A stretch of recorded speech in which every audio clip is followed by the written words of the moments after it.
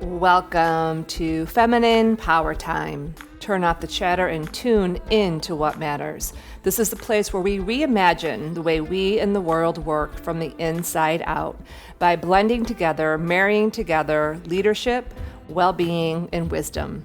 I am your host, Christina Rilo, and today is a special episode in that it is the end of our 9th season. And it's going to be a goodie that we are going to drop into to complete the season, and it will be a way that we can kind of weave into the next season. It's one of the primary ways when we reimagine the way we in the world work through the lens of the feminine, which is what we do here. And just to remind any of you that have been here for a while or are new here, the feminine doesn't mean women, it doesn't mean men. It is an energy that's within all of us. We've just not been enculturated into it. It's not currently valued in our society, but it is the medicine that our society actually needs most. Talk a little bit about that today. So we're going to use today's session as a way to really land and complete season 9 and then open up into season 10. And I'll end us today with kind of a preview of what's coming. It's going to be a little bit different than normal, and I'll kind of let you in on the behind the scenes, and we'll do that at the end. But for today, this episode is numbered 269, and it's called Play Your Part on Purpose. And it's going to be the second in our series that I've titled Next Phase on Purpose, or Create Your Next Phase on Purpose. And this language of create your next phase on purpose and design your next phase on purpose is actually very purposeful, pun kind of intended, meaning that you and I, dear one, wherever you're at in this world, on this planet, we are all global citizens of a planet called Earth. And we all, every single one of us, you and I and every person on this planet, have the capacity, the ability, the superpower to create the society, the culture, the values, the world that is like the air that we breathe and the water that we drink on this beautiful planet. I mean, let's face it, if we as humans weren't here, the planet would just restore itself. It wouldn't die because we are here. But if we were just hurling around in space, unless we, I guess, had astronaut suits, we wouldn't make it, right? So we need Earth. Earth doesn't need us as much as we need it. And I believe that all of us are here to be part of, sometimes why I love the word reimagine, is that it's so powerful that our part is to reimagine what's possible at this time on the planet. And where we are right now, and you've heard me talk about this many, many, many times, is that we are in the middle of ages. We are evolving as a human species. We are evolving on many levels. And when we evolve, in any evolutionary process, there are parts that just can't go with us to the next level. This is true for you and I individually. This is, what we talked a little bit about in the beginning of this series. We talk a lot about is that there are ways that we operated before, friends that we've had, relationships we've had, even food that you've, eaten. I, by goodness sakes, I used to eat Pop-Tarts, you all. I love Pop-Tarts. And in my 20s and in my teens, I ate a lot of Pop-Tarts. I think if I ate a Pop-Tart in this current body, in my current frequency, in my current vibration, I think I might die. I know it's sad. I have a client who told me that her and her family recently tried making Pop-Tarts for this exact same reason. They didn't quite turn out. But I did get a lemon bar today at the coffee shop near the Pottery. So that's my new substitute. Very happy lemon bars. Happy lemon bars. But I know I'm kind of jesting, but there's actually in yogic science, they talk about when you elevate and you evolve, you change your fashion, your friends, your food, what's fun to you, because your frequency elevates. And whenever any of us think about this in terms of your own life, whenever we are evolving and changing, there's always resistance within ourselves. They're called sometimes they're called the imaginal cells that are within us that we're born with, that are like little time capsules that are like, okay, when you're 47, when you're 33, when you're 64, these little cells are going to start to shake around in you, and they're going to be like, hey, listen over here. There's expanded possibility that you can't even see yet because you're just stuck in your little fishbowl, or maybe you live in a pond, or maybe you live in a lake, but there's more to evolve here. And not more like the banana mainstream culture of like, just, I need more, I need more, I need more, I'm never enough, but more like breath. Like I am breathing myself into the continued evolution, elevation, frequency of love, beauty, grace, harmony, peace, all of the things that the society on this planet could be. It isn't a pipe dream. It's not woo-woo. It's not hoodoo voodoo. I don't know how long it might take, but if I didn't believe it was possible, I couldn't get up every day. And I don't know about you all, but it has been hard and harder to get up. Well, I mean, I actually have been sleeping later, but to get up and to persevere and to not fall asleep or get caught up in the matrix of fear that would so have us believe that this is the only way it can be. So I'm here with you all today, just about 5 days before summer solstice, on Father's Day here in America. I don't know, is Father's Day celebrated on planet Earth, or is that just an American thing? But in any case, there's a story I've been waiting to share with you that is very much about what has happened to the masculine energy on the planet. Some might call it toxic masculinity. I prefer to think of it as the wounded masculine and the wounded feminine. And instead of just, not that it doesn't have a toxic expression that has a toxic effect, because it does, and I'll share that with you when I share the story.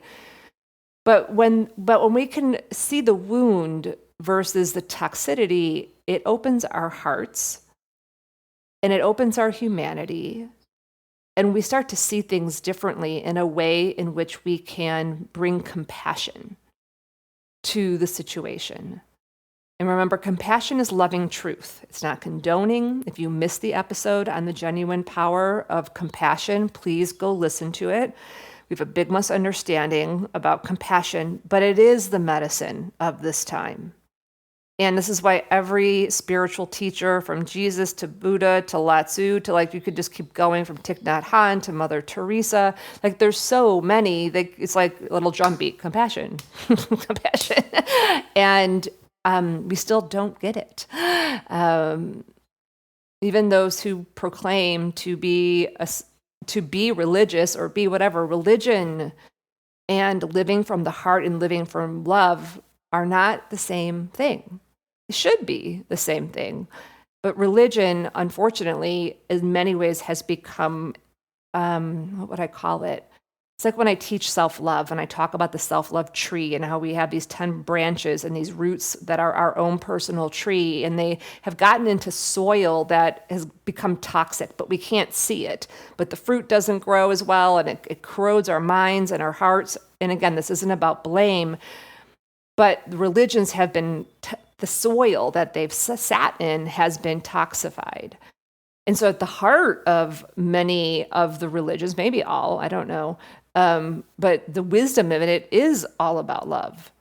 It is all about the heart. It is all about, not just love yourself as thy neighbor, but know yourself as thy neighbor. And so we are, I have to believe this, moving towards consciousness that is not just like, oh, we're all one, woohoo, hoo-hoo, like it's some bumper sticker.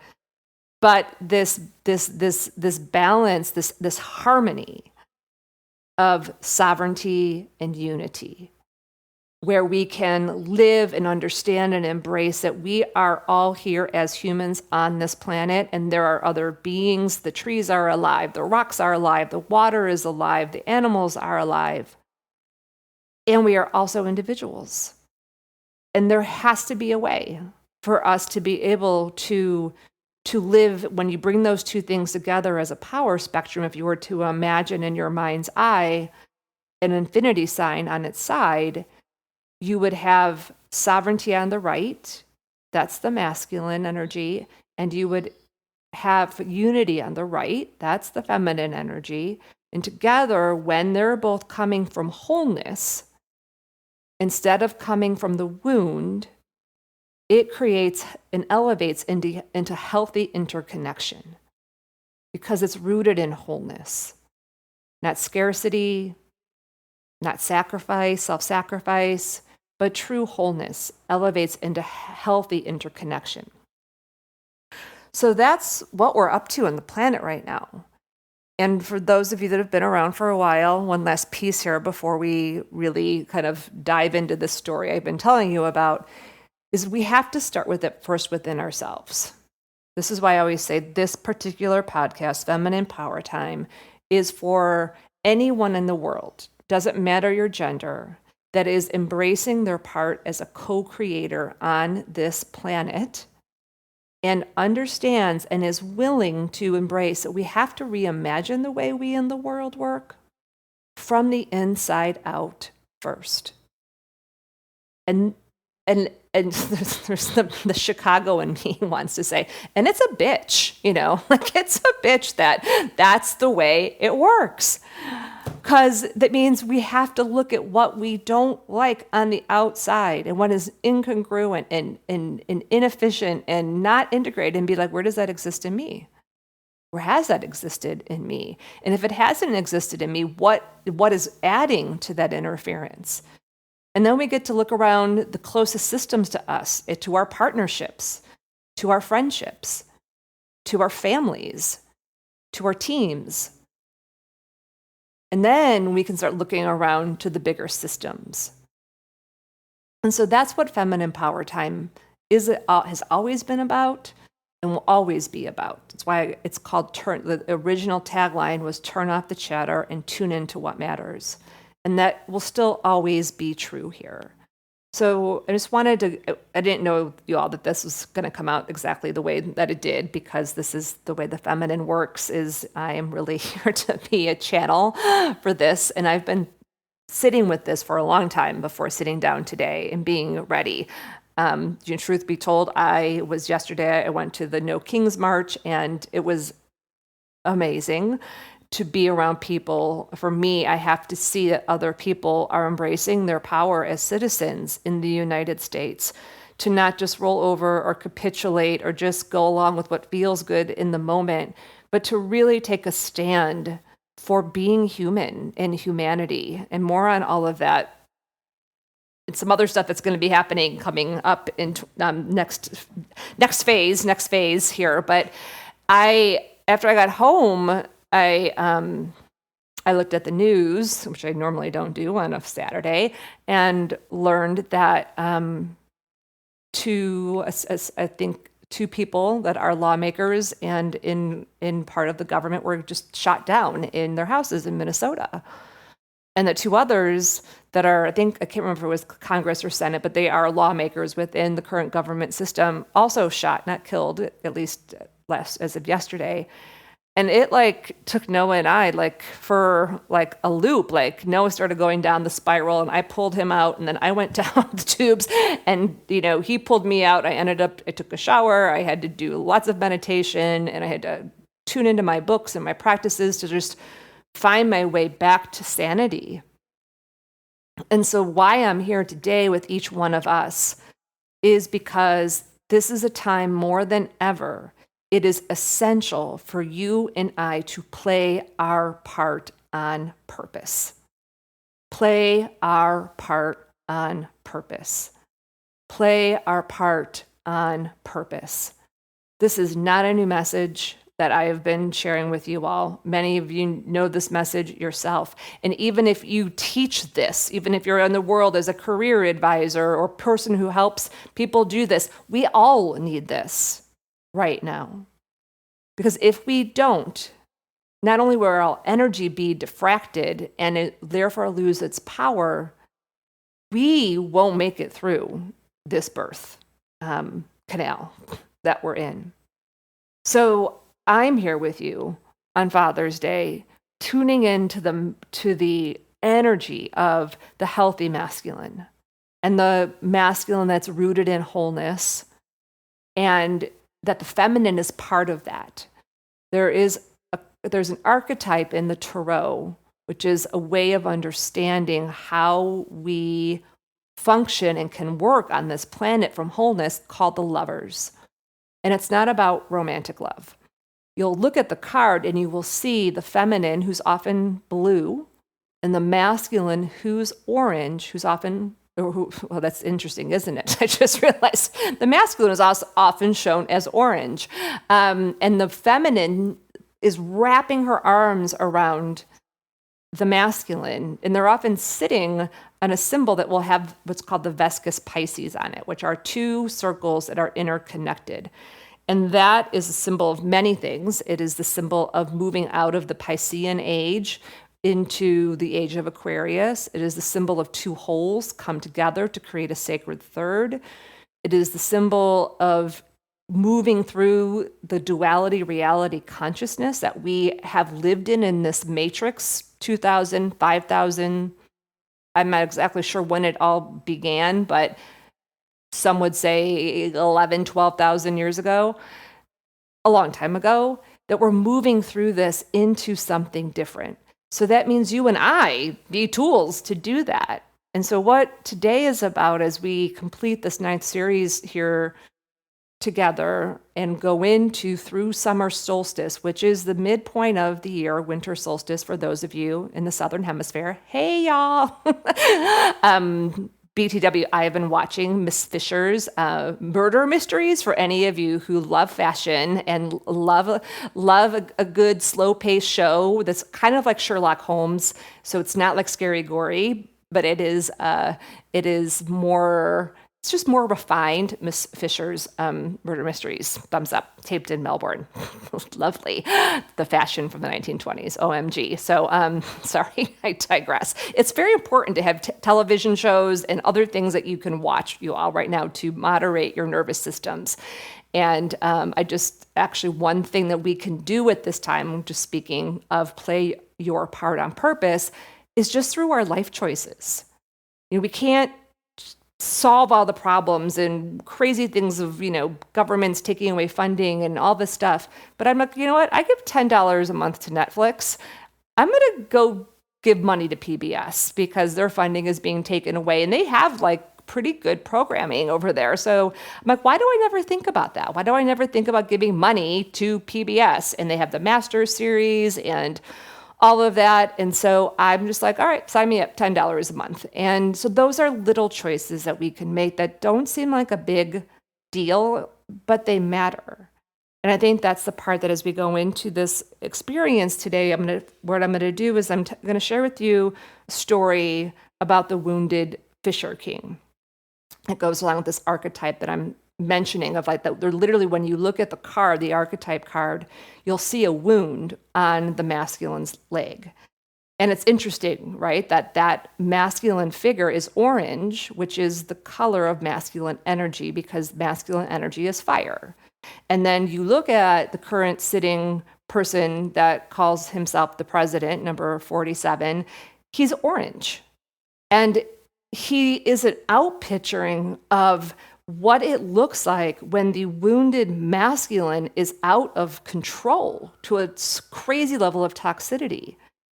But you see, it's not just about him. It's not just about him. It's an energy. And that's why you could kill, not that I'm saying anyone should kill him, I'm saying, but you could get rid of that one part and there would be another head that would come up, another head that would come. It's kind of like one of those scary monsters in Harry Potter. That is it just keeps coming back. It just keeps coming back. And you look at that energy, and if you look at it as an energy of the wounded, toxic masculine, and that's what narcissism is, you all. This isn't just me making it up. Narcissism and all the self-love work that we did, one of the biggest hurdles I faced was getting people to understand that self-love is not narcissism. That there's an overt narcissism. No, I can't remember which narcissism it is. One of the two. There's overt and covert narcissism. No, or overt. It's overt narcissism, where they're so far detached from their wholeness, from love, that it's like what the Balinese called the hungry ghost. You could just keep feeding it and feeding it and feeding it. That's what the Balinese call Westerners, the hungry ghosts. We just keep consuming. So at some level, you can look at what's going on right now in the world, not just with number 47 in America, as the out of control, toxic masculine. On the other side is the wounded feminine who's been not valued, called woo-woo, poo-pooed, shoo-shooed. The closest you get to it now in the corporate world is soft skills and hard skills. And which makes me crazy. I won't divert us, but that it's not valued. Compassion is a feminine energy. It's not male, but it's heart. So I think heart and mind, like they have to come together from a place of wholeness, or they create really distorted things. If you're distorted in the feminine and wounded in the feminine, that's codependency. If you do it in manipulation, if you do it on the masculine, it's domination and no empathy. So if what I'm trying to share with us all, but just take a moment, my hands are like out in front of me, is that there's so much out there that's overwhelming us. And if you just put your hands out, maybe even for a moment here, so we can bring this in. It's a lot, y'all. It's a lot. I want you to bring your hands back into yourself, back into your own heart. Maybe put a hand on your belly. I'm doing this right with you. And just take a breath into your being, your body, your brain, and feel yourself as an instrument in this world at this time. Whatever your belief system is, your spirit, your soul, for just your own human self, is here to be part of this unfolding, this emerging. And if you pull your energy back into yourself, you're going to hear the guidance for what's your part to play. So just imagine for a moment, you're sitting in a room and it's a circle. And in the center is a circle. And it just has light streaming down into the circle. And it's almost like you can see shimmers of rose gold, kind of like a light waterfall. And you're in this circular room, and there's many people who are in this circular room. Some are standing, some are sitting, some are on the ground. But we're all connected to the earth, to ourselves, and we're open. And if you look around, you'll notice that we're all connected by an invisible web. Can't see it. Sometimes it's called Indra's net.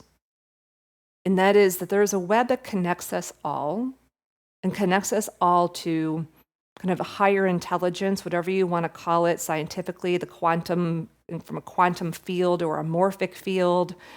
If you want to call it spirit, source, universe, the force. We're also connected to everything here on Earth. It's a living, breathing system. And we're connected to each other. And if you just feel and sense for a moment with what in yogic science is called your subtle body, your energy body, it's kind of the way you feel at peace when you listen to soothing music.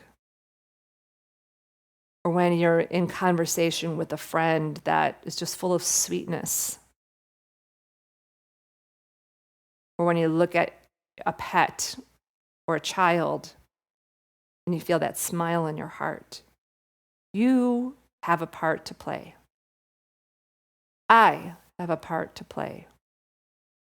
Everyone that's tuned in right now has a part to play. And that part is connected to everything you've ever been, that you've evolved through, that you've experienced. There's no accidents here. And you get to decide, this is why we did the first in the series, what you're bringing with you, what you're leaving behind, what you're preserving and grafting, what you're creating from new. And it's even as you're standing here, we're not solid. We're not stagnant beings. We're like, if we could see our energy, it would be in motion. And so the inquiry that we're going to go into today is really this inquiry of asking yourself, what is my part to play in this next phase? In this next phase for humanity? In this next phase for the systems that you live in and swim in? I like to say because it rhymes.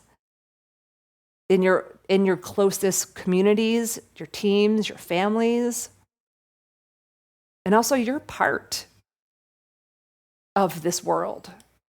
And so your own part for and with yourself and who you are and how you choose to live. Just take a breath and just land in here. We started a lot in the fire, I realize, and I want to bring us into the water. So I'm going to tell you a story.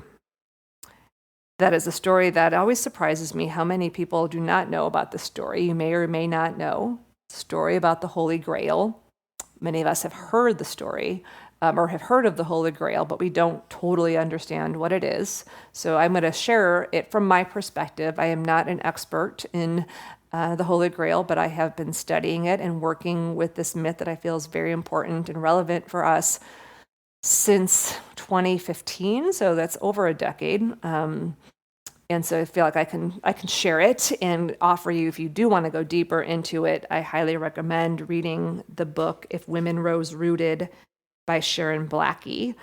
She has the book goes into greater detail on this myth and how it has really created the world we see and what the medicine is. So this inquiry of, what is my part to play on purpose, right? So this piece on purpose. So it's not just an accident. Like, we really have to be intentional.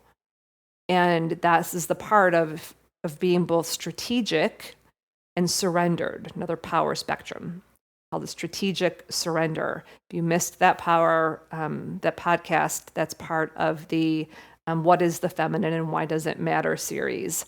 You can check that out. Just FYI for you all, on my website, there is a series library. So I spent a whole year, I think it was during the 8th year of creating, I really feel it's a wisdom library because these episodes are not just timely in the moment, they're for our times. So you can always go to the series page. You can access it from femininepowertime.com. And there's all the series, there's a series page you can go to, and the primary series are all located there. So these inquiries that I'm going to give us today, and why we're going to start with the Holy Grail, is that they're bigger questions. They're not questions you can figure out with your logical mind. They work in the realm of the myth. They work in the mystical. They work in the higher realms of intelligence. It's archetypal. It's how humans have always evolved when we get out of just our mental mind. So there's 3 inquiries I'm going to give you, and then we'll end with a framework to kind of take you into this next year, solstice to solstice, or whenever you are tuning in. All right, let me take a little sip of my water.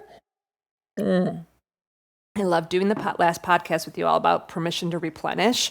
After I did it, which if you haven't listened to that, do go back and listen, because it's really important that we are really giving ourselves space to replenish. It gave me the permission to spend a Sunday planting my herb garden. And so I have a beautiful blue pot that has like crystals and stuff in it. And it's sitting on my table outside in my backyard, and I put mint in it.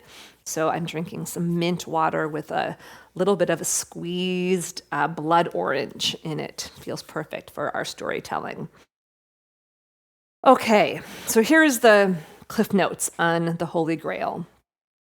So you may have heard of the Holy Grail. It's often connected to the Arthurian, I don't know, King Arthur and the Round Table, which historically you could place it somewhere between like 800 and 1100 AD-ish. Again, I'm not a historian, so don't quote me on any of this. You can go find these things, but I'm going to get the basic gist of it.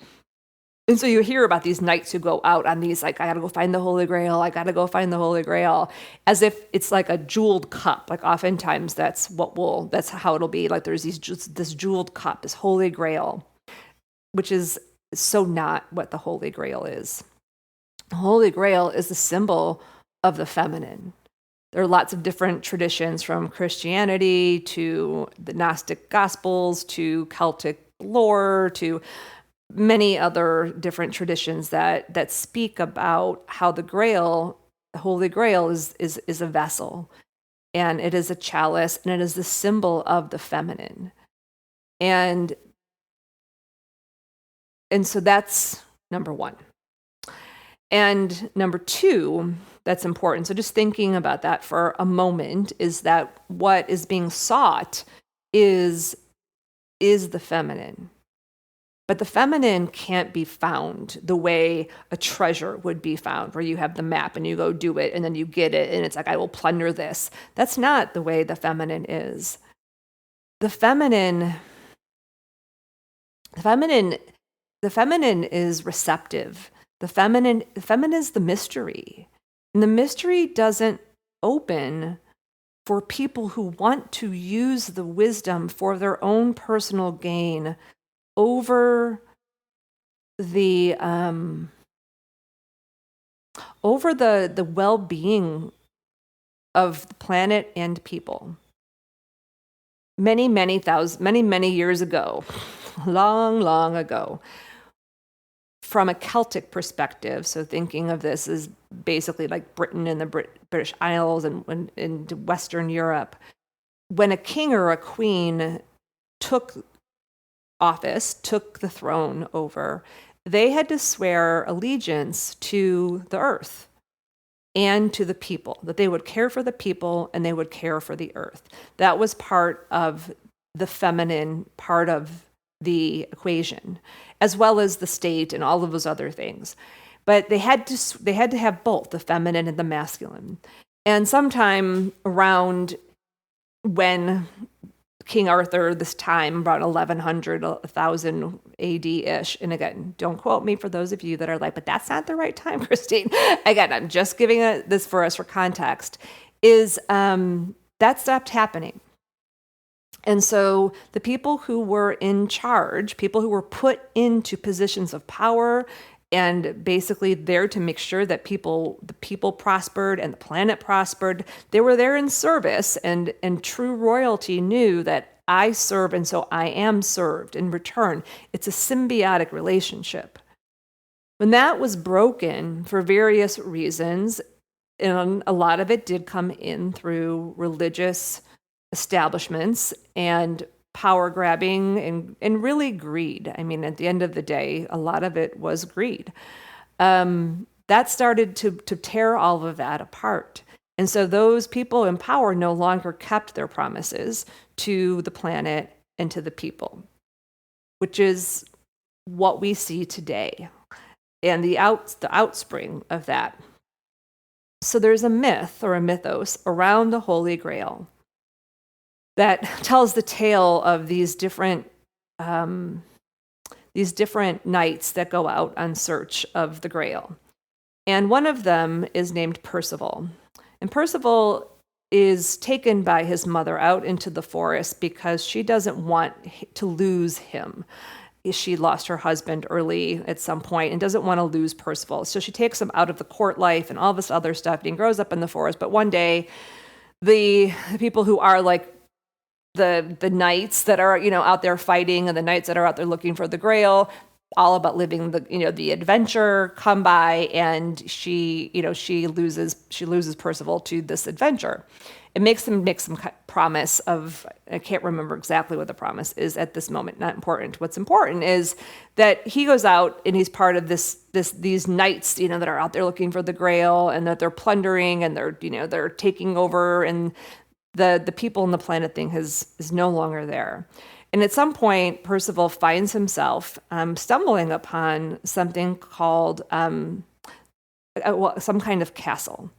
And he goes into this castle and he meets what's called the Fisher King. And if you think about the Fisher King, and the fish goes with the Pisces age, which is the Pisces age that started 2,000 years ago.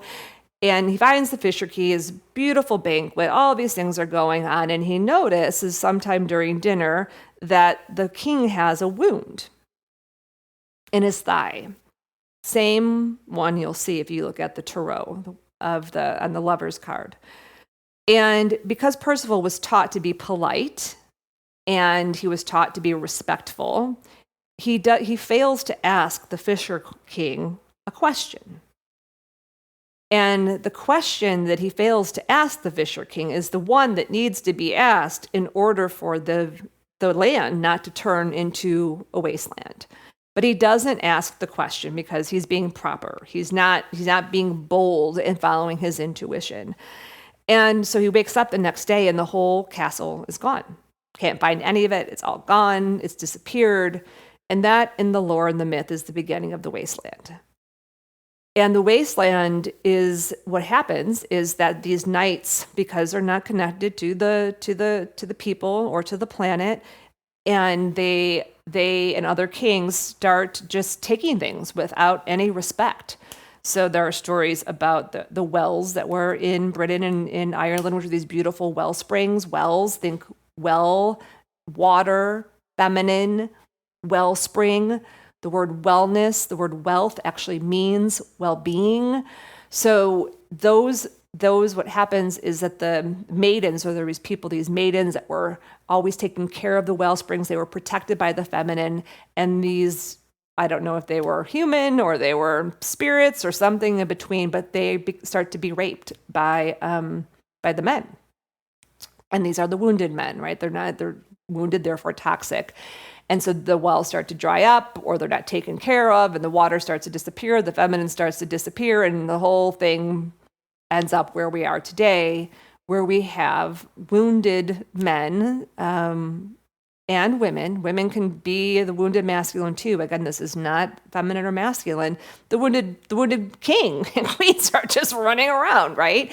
And without the feminine, there's no medicine for it. It needs the water. So what was the question that Percival failed to ask? Which is why we're here, because the questions that I'm about to share with you are tied to this mythos. And I could have just given you the inquiry, but I feel like without the context, it's kind of meaningless, and I don't feel like we can then understand that the wasteland that we're living in is because the feminine is missing. And it will only be through the heart and only through compassion, loving truth, that we make a shift. So the question that Percival fails to ask is, to the Fisher King, what ails thee? What ails thee? And just take a moment, and that's we don't talk like that now, right? But what ails thee? So just, imagine that, take that question in for a moment and look around at the world as it is. Whether it is a president of a country who is way just not honoring planet and people. This isn't just in America, though it's on display in America, because America is also going through its own reckoning of how this country came to be and how things happened here. And so there's karma, there's karma. And we're not going to go through the whole history of the United States, but just think about it for a moment, from the Robin Bearers to the Gilded Age to, this has been going on for a long time. And we're either going to use this to heal this wounded masculine and this wounded feminine and come from wholeness and get out of this fear mentality and the scarcity and understand that we are connected as planet and people, or I don't know. I guess I don't know what will happen. There's lots of different prophecies about it. But I'm I don't like think about those. I just think about, okay, what do we need to be able to set ourselves and the generations to come to create this reality? But look around and like think of someone you really like gets on your nerves, someone that you cannot believe that they're in a position of power. And it could be someone in your family, it could be someone at work, it could be on the bigger stage, and just ask that question to yourself. As if you're asking it to them from that place of compassion, of loving truth and understanding, what ails thee? And when I ask that question, what I see is greed. And under greed, I see a lack of self-love and a lack of connection to soul and spirit and enoughness. And it can be hard, y'all, to get here. This is not easy. But I'm just bringing us to this point because it is the way through. And the questions and inquiries that I'm going to give you here next are connected to this. And so instead of pointing the finger and being like, you're greedy this, you're greedy that, I've started to ask the question, make the inquiry, is greed a disease? And if it is a disease, what's at the root? And what's the prevention and what's the cure? And I've been sitting with this inquiry for months. And I've been sitting with the inquiry is like, what does enough look like? And why do we keep growing at this pace in business and in the way we value money and our houses and all this? We have to keep having more top line. Why isn't this enough? I've been asking that for 20 years.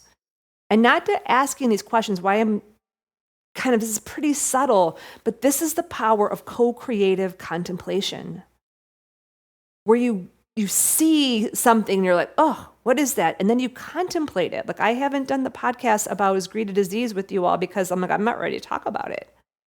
But I'm ready to share with you all that this is my inquiry right now. And all of the overwhelmed and over at work and all of the sustainable success and sustainable working wise, all that work came out of that inquiry of why this does not make sense. This is not sustainable. Where does this come from? What's the cure? What's the path? What's the prevention plan? So just considering that for the people that you can see with your wise eyes, what's going on, and see what inquiries come through your intuition. And again, it's not a get out of jail free card. It's not a condoning. Compassion is loving truth. Not about being nice. That's how Percival got us into this place in the first place. Not about being nice, not about being proper. It's about being honest and seeking to understand. And that, my friends, is how we move into creating a culture of wholeness rooted in well-being and wealth, because they're the same thing. And the feminine is the water. All right. Breath. Last third of our podcast here together, this conversation. I always have to say this is a podcast, but it really is a conversation. And thank you for listening to that and for sharing it. And again, apologies to any of you who know more about the Holy Grail than I do. I am not an expert, but this is how I work with it. And there are plenty of people who have some really good stuff. Again, Sharon Blackie's book, If Women Rose Rooted, is a really beautiful place to start. And you don't have to be a woman to read that book. All right, 3 inquiries. Ready? You have a pencil, get it, because you'll want to write these down. And these inquiries, the ones that I'm going to share with you here in our play your part on purpose conversation, are ones that I use with the people I work with when I'm working with individuals or groups around. And even we work with couples in their co-creative partnerships. These are the same ones I use with them. And they're the same ones I use with myself, and they're not meant to be totally understood with your head. I want you to take them and contemplate on them and be with them. And the card I pulled for us today, I pulled a card out of my Sacred Feminine Mystery deck, the Frequency deck, and it's synchronicity. the frequency of magenta, and it shows, it's actually has the Sufis in it, the whirling dervishes, and it looks like a compass, and it has 8 whirling dervishes, and in the center it has 1. And so to me, that's the 8 cycles of the year. And the movement of the whirling dervishes, what's so beautiful about them, if you've never seen them or you're like, what the heck is a whirling dervish? Google it. It's a beautiful Sufi tradition where they dance with the divine. The dance is a unity with the divine, and the frequency of magenta. Magenta is, there was a color for co-creativity. It would be magenta. Magenta includes, from like an energy system perspective in our bodies, the root chakra is red, crown energy center is purple, magenta is the combination of all of those colors. So it symbolizes, so above, so below, so below, so above, like the marrying of spirit and matter, or the mystical and the physical. That is part of why I do this podcast and why we're all here. Is I don't know how to create something new and different and elevated without inviting in the mystical, without inviting and connecting to soul. If you've never listened to another book that I listen to usually once a year, and I just was listening to it a couple of weeks ago, is The Alchemist by Paulo Coelho. And I don't like audiobooks for me personally. It's hard for me to listen to audiobooks. It's the one audiobook I listen to. It's read by Jeremy Irons, and it is all about connecting with your dream and your destiny and the soul of the world. And it's amazing. And I never get tired of listening to it. So even if you've listened to it or read it before, it's one to use as a practice to say, yeah, okay, I'm open to really dialing into what my part is for this next cycle. Okay. First inquiry: how can I best serve the whole in this next cycle? How can I best serve the whole? And I'll say it one more time, and just maybe even take a pause with me and just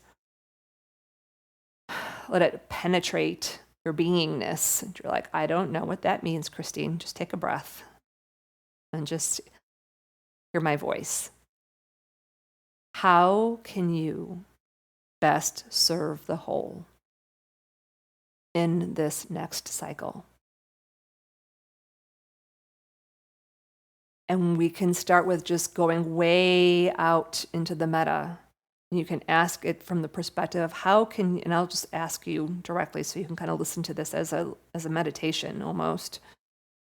How can you best serve the whole when you just tune into humanity and the world? I went big first, but just tuning in. You don't even have to have an answer yet. But how can you best serve the whole? Just connecting into humanity as a species. And then bringing it into the system or systems that you work in, that your expertise is in, or just what it is that your vocation is right now. How can you best serve the whole of that system?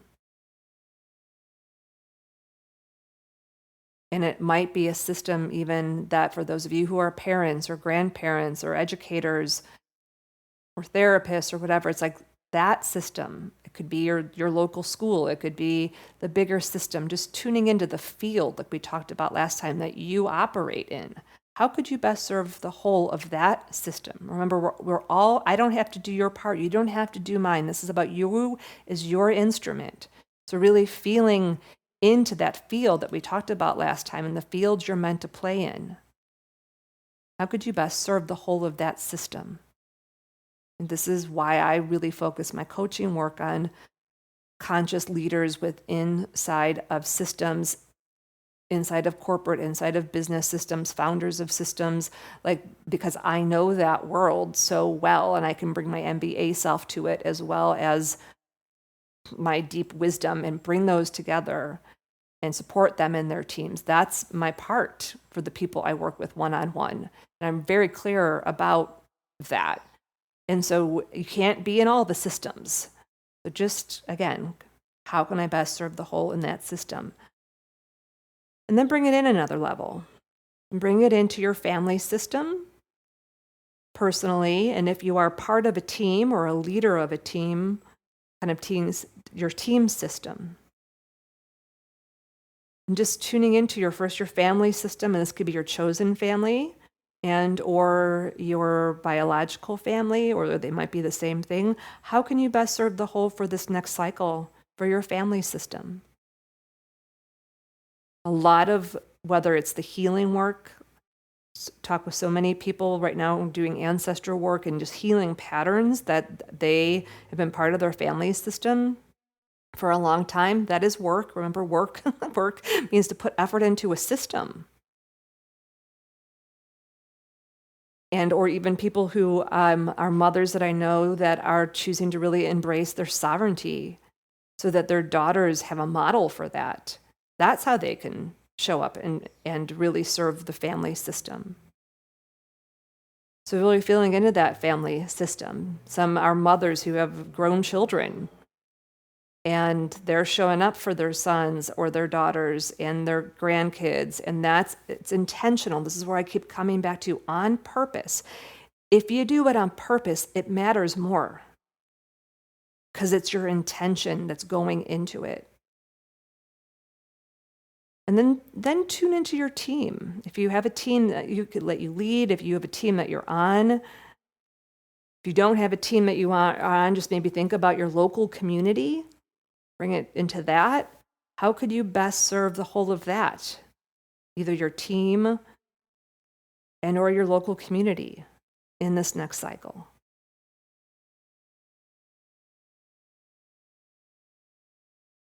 I love the local community piece because it can be overwhelming. You know, one of the great pieces of wisdom is live local, think global. And this is why on Saturdays I practice live local Saturdays. And yesterday, Noah and I went to the farmer's market, and there's a woman there, I might have talked about her last time, that sells candles. And she was in the Peace Corps at some point, and now she's selling these candles. And so I make a point to go buy the candle from her yesterday and go to the Elixir. Young women, they're both probably in their 20s, and I buy this, $12 beautiful cacao elixir, and I go see them every other week. And then I asked the young woman who makes the candles, could you just refill these for me if I bring them to you? She's like, oh yeah, I could totally do that. And inside of me, I'm thinking, oh, this is a really good business idea. There's more people like me, right? That's how I can support this whole, is by supporting local artists and local businesses. And the other day, a friend of mine said something like, she's like, Christine, I just love how much you support the local artists and local people here. Like she noticed me doing those things. And that just, felt good. But also it was just an acknowledgement of like, yeah, these little acts, they matter. And so these don't have to be grandiose things, for your family system. It just might be showing up. For your team system, it might be being the calm one. This is a lot when I'm working with team leaders, like they're doing their integration work and taking care of themselves so that they can be centered for their teams. So don't think it's like you have to go, like do something big or loud. A lot of times, the feminine she's stealth. She's not yelling, she's not raging. This is where we practice harmonic defiance. And if you don't know what harmonic defiance is, read chapter 12 and Overwhelmed and Over It. Listen to the Harmonic Defiance podcasts. But in short, it's basically like choosing what is in harmony, not ask for permission, not raging about it, not even having to post about it. Noah today went and bought I said, Noah, go buy a grill. He's wanted a grill forever. And he just did this big project for me to get all of our quizzes and assessments that are tied to all of my books moved over. And I'm like, go buy that grill you want. I'm like, happy Father's Day. Thank you for all the things and ways you've showed up for me and given your masculine energy to like just get those linear things done. And thank you for all the women that you've cooked for. And thank you for all the work you do in mankind to show up as a mentor. I know you really want a grill. Just go get your grill today. And so he did. And that was just me. Now I forgot why I was telling you. Sorry, I was thinking about the grill. He's going to make steak later today. But now I forgot why I told you that story. Okay, so I'm going to move on. Oh, I'm part of the whole. Okay, and so that last part is remember you're part of the whole. So when you ask, how can I best serve the whole? in this next cycle, please remember your part of the whole. And then it goes back to what I talked about royalty before the split happened that started the wasteland, is that it wasn't about we are better than, it wasn't that we should have more than you. It was that as I serve my people, and my people might be your clients, it might be your family, it might be whomever, I am also served. So that distorted feminine codependency, sacrifice, martyr BS was not part of it. That's wounded feminine. It's like, oh, this is symbiotic, right? So I want you to ask that in terms of yourself. It's like, how could I best serve the whole in these ways that also I get to receive? And so for like an example, for me, one of the things that that's important to me is the work I do. I have this on my vision altar the last 2 years. It just says, I love this so much. I love this so much. And that's how I feel when I get to do work with one-on-one with people, or I do, I'm here with you with the podcast right now. Like, I love this being here with you. Or when I'm doing some teamwork with compassion and conflict this week, and I just love get to talk to all of them.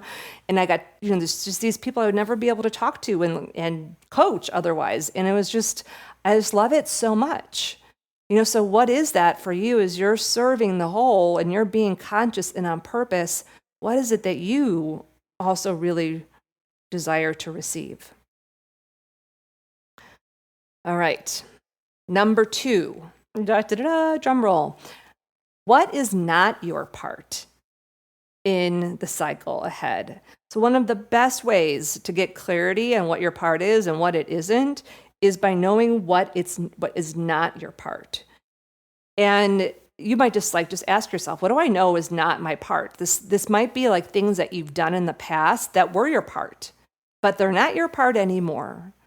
It could be a role that you've had in your family or your team or in the systems or just in your job. It's just like, I'm complete. When we talk about retirement, it's not about I retire and I go out and play canasta.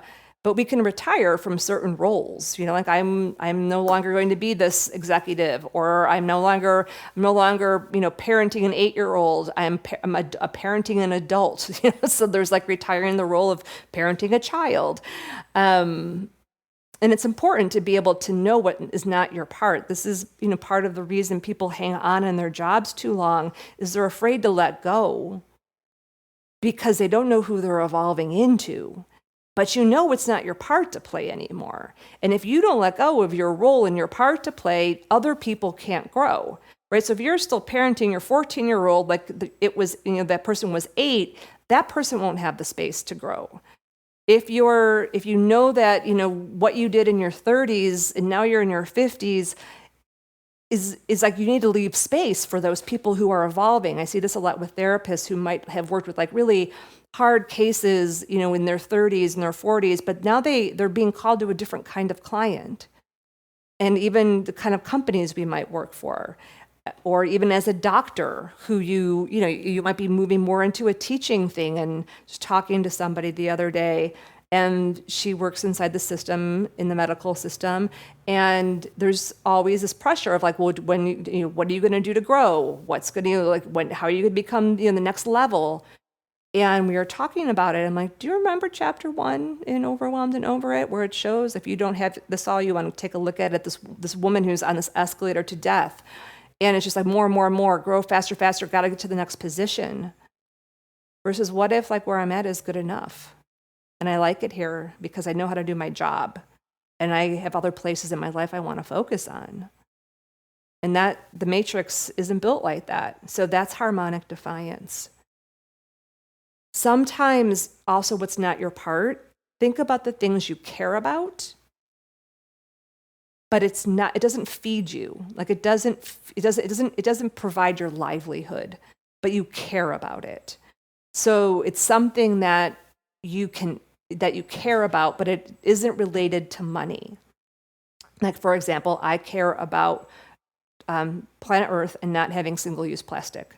So I make a lot of decisions and choices, like today going to the Pottery, I brought my coffee cup so I could go to the coffee shop and have them fill it up to get my iced latte. So I make conscious choices like that so that I use as least amount of plastic as I possibly can. I even wash Ziploc baggies, which is like what my mother used to do in the 1980s. And I'd be like, why are you always washing the Ziploc baggies? And now I do it, right? So it's like, what are those things you care about? And it might be a mission, or like I do care about public television and having I care about media, that there's media that's not controlled by big corporations. And so just thinking about that and then thinking okay, how can I, through my choices or my resources, how can I help support that? Sometimes it's just about you can care about something and you can influence it without making it like your full-time job. All right. So you got to make space, right, for what's to come. And then the good thing is I also then like to look and see who are people that it is their part. And so if something really matters to you, it's like, oh, I see those people doing that part. I see those people doing that part. And then you can ask yourself, is that mine to do?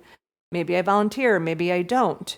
A friend of mine asked me recently if I was volunteering, and I'm like, I feel like my life, it's like my life has been a volunteer.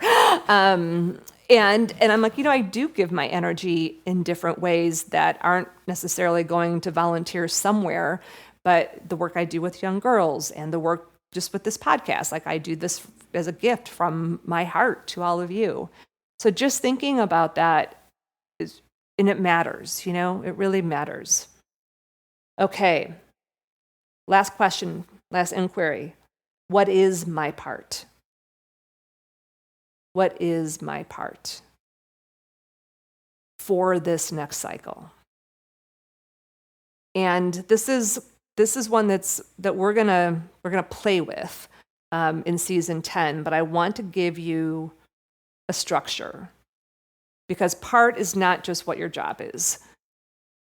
So I'm going to give you this structure. You could draw, if you see this in your mind's eye, a triangle with a circle with a dot in the middle.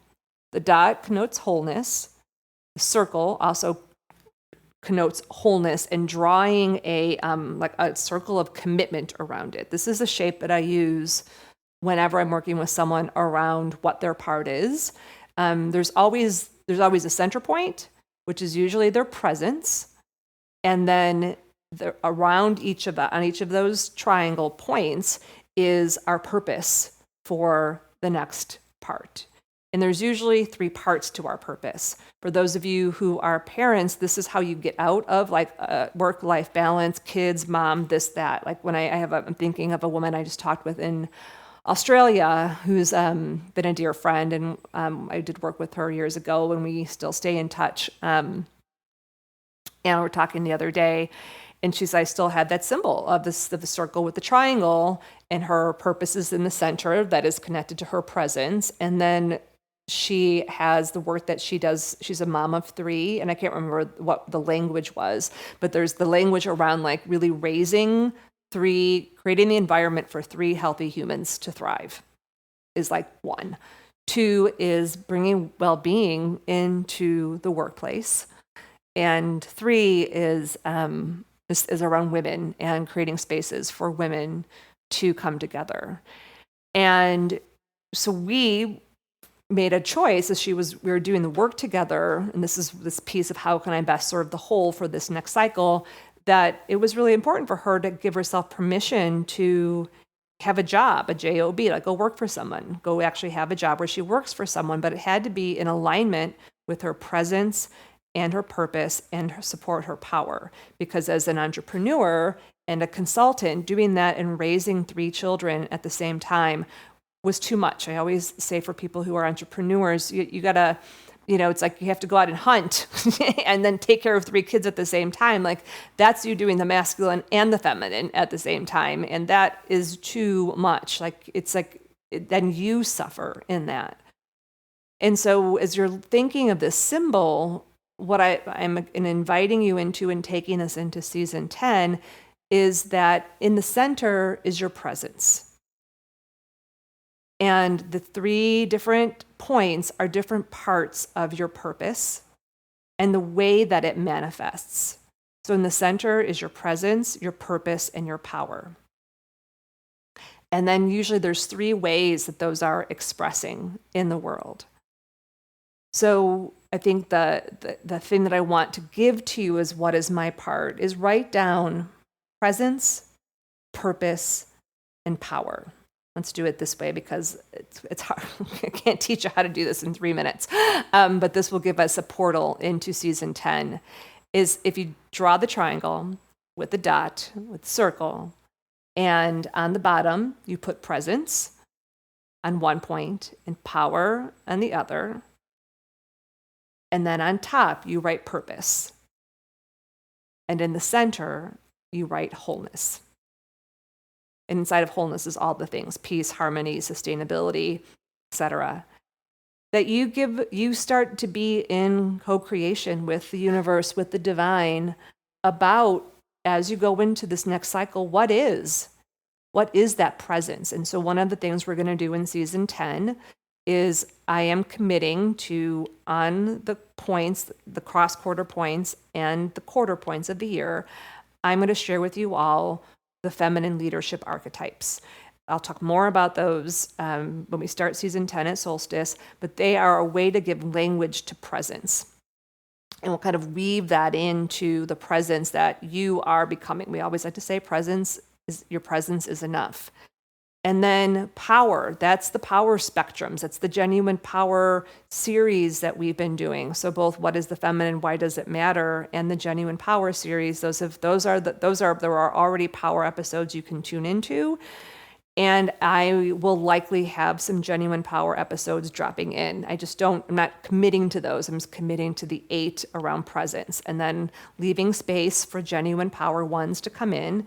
And then purpose, I'm going to leave space for those. So this is the second in our series, Next Phase on Purpose, and creating your next phase on purpose. And I'm going to leave space for those. So those will be the focus for season 10. I'm naming season 10 Fierce Grace. It is the name of an upcoming book, so stay tuned for that. And it is about about the power of feminine presence in leadership. And so remember, leadership, we are all leaders. Choosing to be a co-creator of your own life and then showing up as a presence of harmonic defiance in the system, that is leadership. So take a breath. I know that was a lot. That was a lot. But it really does boil down to those 3 inquiries. How can I best serve the whole for this next cycle? Humanity, systems I swim and live in, my team, the family, where I live locally, and I'm part of that. 2, what's just not my part? Not my part anymore, and it's not my part because it's just not on my watch, and I might influence it, I might support it, but it's not mine to do something with.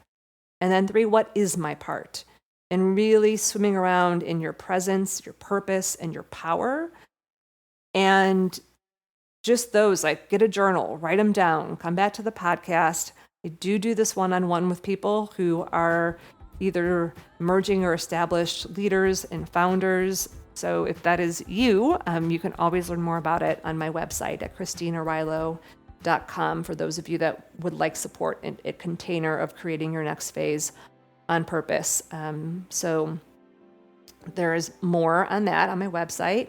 And then this is the end of season 9. So thank you so much for being part of it. For those of you who are just joining us, there's a whole library. For those of you who missed parts of it, go back and listen. And then more to come. Part of the reason why I'm committing to the 8 only to start is I have some other communication pieces that are more connected to the reimagining the way we in the world work together that I've been sitting with for 3 years. And I think it's time for them to come out. So I need some space to be able to do that too, as we go into this next era together. So more on that, but first, as always, we like to complete something before we weave into the next cycle. So please share this with a friend, invite them into these inquiries with you all. Best way to do this together. And then I will be back with the first episode in season 10, Fierce Grace. Okay, much love, everyone.